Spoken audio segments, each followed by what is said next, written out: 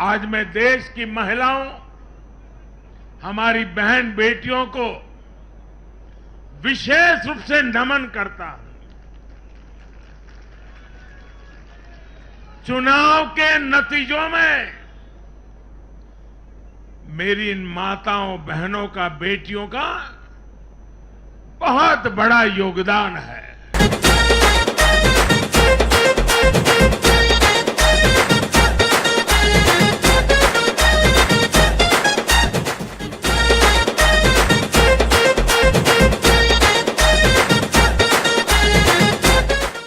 पांच राज्यों के विधानसभा चुनाव का असर नवी मुंबई में भी देखने को मिला। बीजेपी 5 में से 4 राज्यों में परचम लहराने वाली बीजेपी के हौसले इससे काफ़ी बढ़ गए हैं, खासकर उत्तर प्रदेश की जीत से। कुणाल प्रकाश माडिक, तालुका अध्यक्ष भाजपा युवा मोर्चा नेरुल की उपस्थिति में आज नेरुल में उत्तर प्रदेश और अन्य राज्यों में बीजेपी की जीत को लेकर जश्न मनाया गया। इस मौके पर जीत का जश्न ढोल बजाकर और एक दूसरे को मिठाई खिलाकर मनाया गया।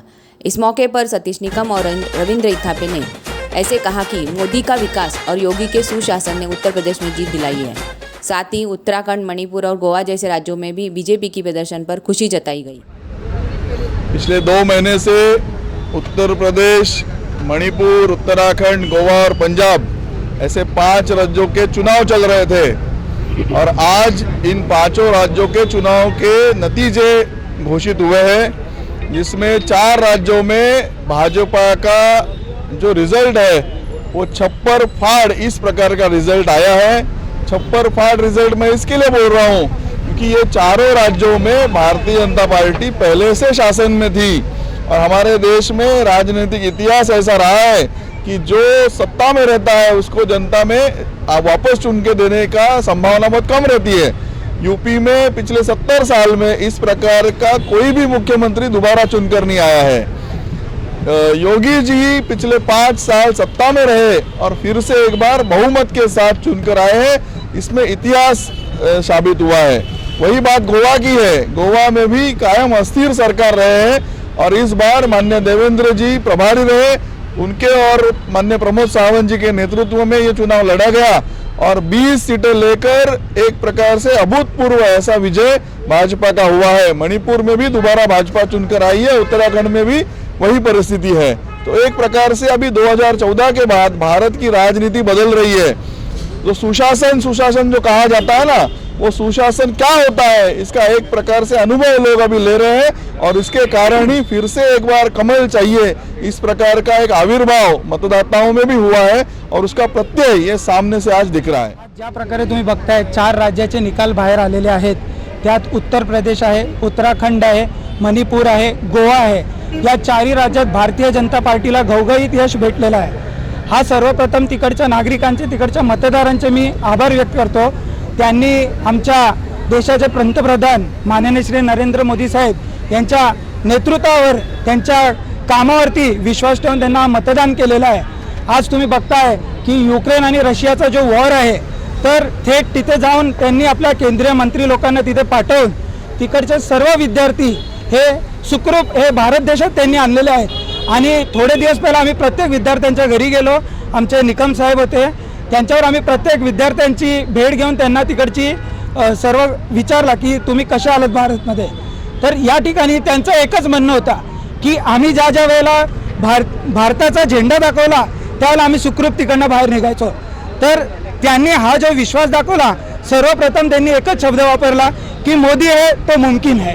म्हणून त्यांनी बोलले की भविष्यात पण देशासाठी नरेंद्र मोदी यांचंच नेतृत्व भारतासाठी पाहिजे आहे आणि येत्या पालिकेत आता आपल्या थोड्याच महिन्यानंतर नवी महानगरपालिका होणार आहे।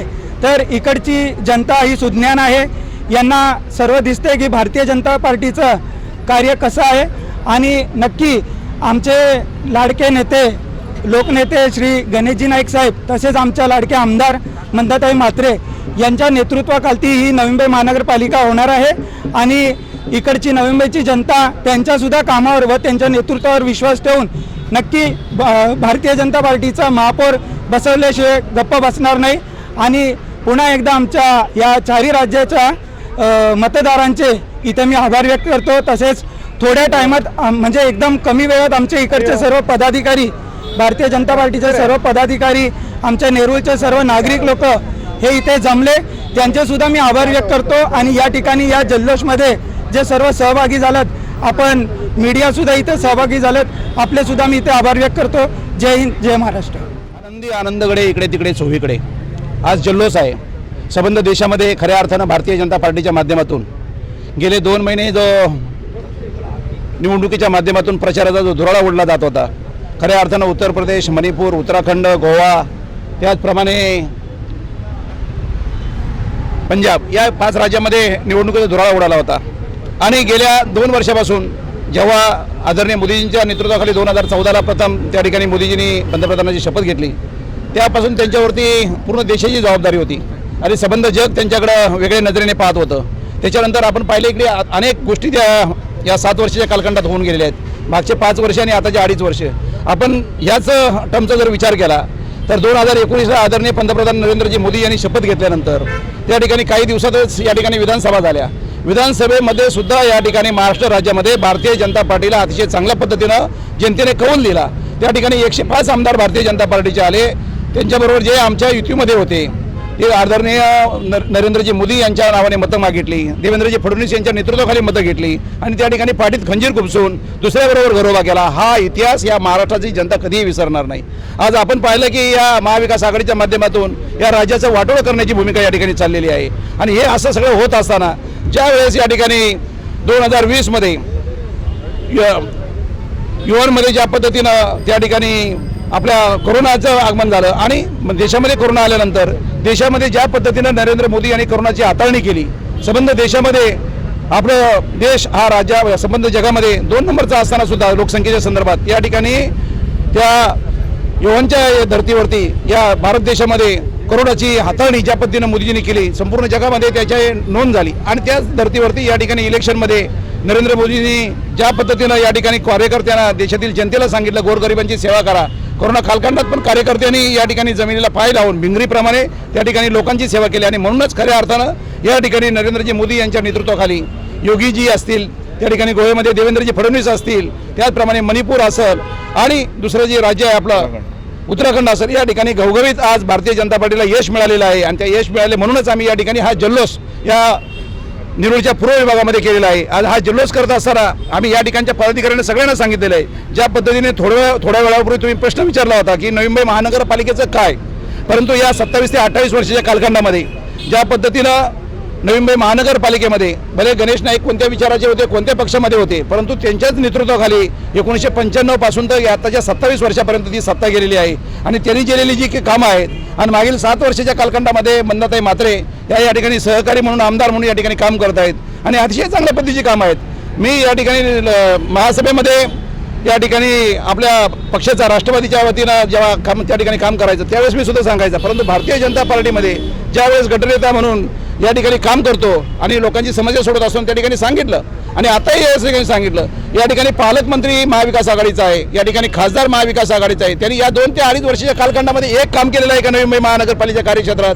कोणता निधी आणून दिलेला आहे का? आमच्या दोन्ही आमदारांनी अतिशय प्रचंड पद्धतीने काम केलेलं आहे.